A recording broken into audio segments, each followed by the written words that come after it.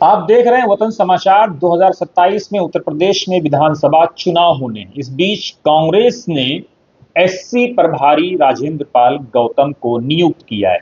क्या कांग्रेस का राजेंद्र पाल गौतम पर भरोसा जताना पार्टी के हक में होगा या नहीं होगा, ये तो 2027 के चुनाव के नतीजे ही इस पर मोहर लगाएंगे।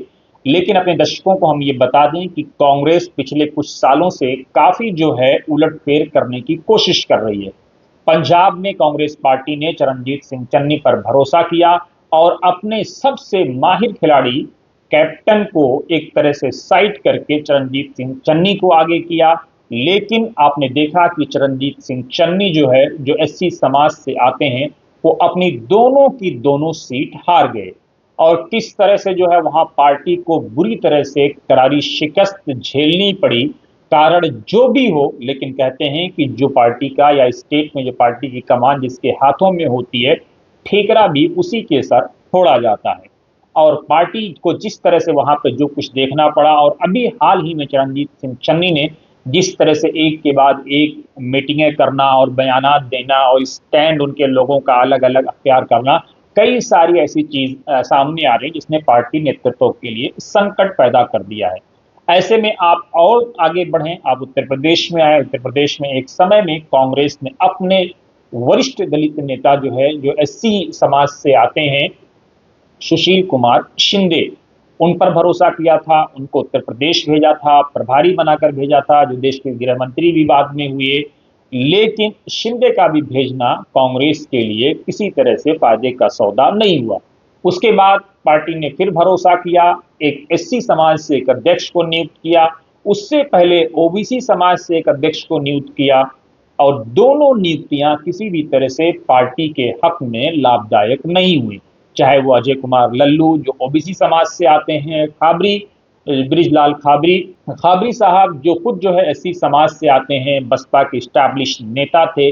उसके बावजूद इन दोनों नेताओं की तपस्या कांग्रेस के लिए किसी तरह से शुभ संकेत के तौर पर या पार्टी को उत्तर प्रदेश में जीवित करने के तौर पर सामने नहीं आई। फिर कांग्रेस में आपने देखा कि पीएल पूनिया को एक लंबे समय तक पार्टी ने काफी आगे रखा, एससी आयोग और कई सारी जिम्मेदारियां और कई सारे ओहदे दिए। उसके बाद उनके बेटे कई बार हारे, उसके बावजूद लगातार उनके बेटे पर पार्टी ने भरोसा जताया। अंततः वो अंत में एमपी बन भी गए बाराबंकी से। लेकिन ये सारे नेता पार्टी को संगठनात्मक तौर पर अगर आप देखें तो कहीं से भी मजबूत नहीं कर पाए। उत्तर प्रदेश की एक खसूसियत ये है कि एससी समाज के साथ वहां पर मायावती पहले से स्टैब्लिश हैं। मायावती अगर कुछ कमजोर हुई तो चंद्रशेखर वहां पर आए, और चंद्रशेखर को आपने देखा कि किस तरह से उन्होंने नगीना से लोकसभा जीते और अपना एक पूरा अपनी नई पार्टी इंडिपेंडेंट पार्टी बनाई। अपने समाज के लोगों को जय भीम के नाम पर जोड़ने में वो कामयाब रहे, और जिस तरह से वो नारे दिए वो सब आपके सामने है। अब ऐसे में आप और भी जगहों पर देखें तो पार्टी के लिए कोई आसान नहीं है। राजेंद्र पाल गौतम के सामने कई सारे चैलेंजेस होंगे। राजेंद्र पाल गौतम जहां एससी समाज से आते हैं, वहीं क्या वो बहन मायावती के ऑटो में सेंध लगा पाएंगे, ये एक बहुत अहम चैलेंज है। क्या कांग्रेस का जो एससी परंपरागत वोट है उसको वापस ला पाएंगे, ये इसलिए भी चैलेंज है क्योंकि कई सारे नेता इसमें फेल हुए हैं। प्रियंका गांधी वाड्रा स्वयं उत्तर प्रदेश में उतरी और आपने देखा कि किस तरह से उत्तर प्रदेश में क्या कुछ हुआ। लेकिन जानकारों का मानना यह है कि राहुल गांधी का जो अपना प्लान है, इंडिपेंडेंट जो उत्तर प्रदेश में उनका अपना एससी समाज और ओबीसी समाज के लोगों के साथ जुड़ने और उत्तर प्रदेश के शोषित, वंचित, पीड़ित, मुस्लिम, हिंदू सब लोगों को एक साथ लाने का जो उनका प्लान है, वो शायद पार्टी के लिए एक नया प्रयोग हो, एक नई संजीवनी हो। लेकिन राहुल गांधी को अगर छोड़ दिया जाए तो राजेंद्र पाल गौतम के सामने कई सारी चुनौतियां हैं, जहां संगठन को एकजुट रखना है। और अभी अविनाश पांडे जो ब्राह्मण समाज से आते हैं, वो उत्तर प्रदेश में एज अ प्रभारी इनको हटाया गया है। तो क्या ब्राह्मण समाज से आने वाले किसी नेता या नेत्री को उत्तर प्रदेश की कमान दी जाएगी या ओबीसी समाज से दी जाएगी? मुस्लिम समाज का क्या रोल होगा, ठाकुर समाज का क्या रोल होगा, कुर्मी समाज का क्या रोल होगा?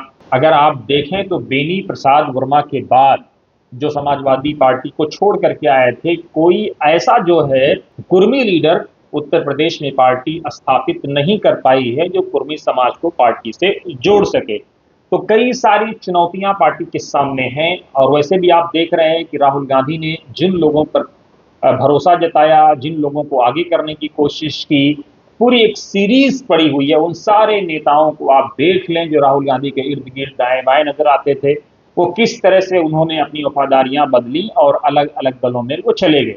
वैसे में पार्टी के सामने कई सारे चैलेंजेस हैं। 2029 से पहले 2027 ये पार्टी के लिए एक लिटमस टेस्ट की तरह होगा, एक सेमीफाइनल की तरह होगा। हालांकि जानकार ये जरूर मान रहे हैं कि 2024 में राहुल गांधी ने जो भारत जोड़ो यात्रा की जो बुनियाद डाली थी, 2024 में उसका फायदा पार्टी को जरूर मिला।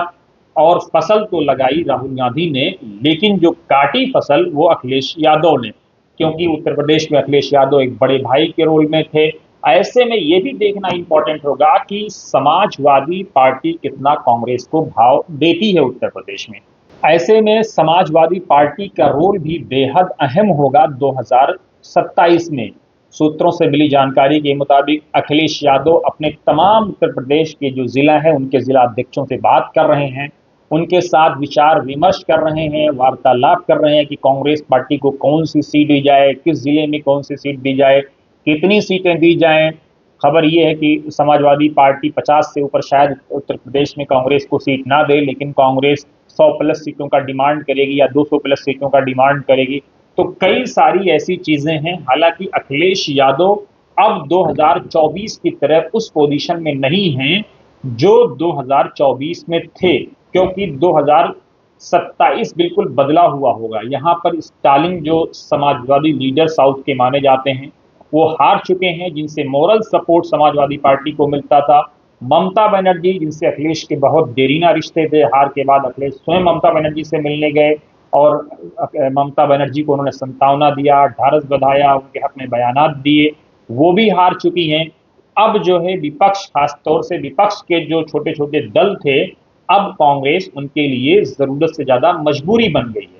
तो ऐसे में बड़ी बदली हुई तस्वीर 2027 की होने वाली है।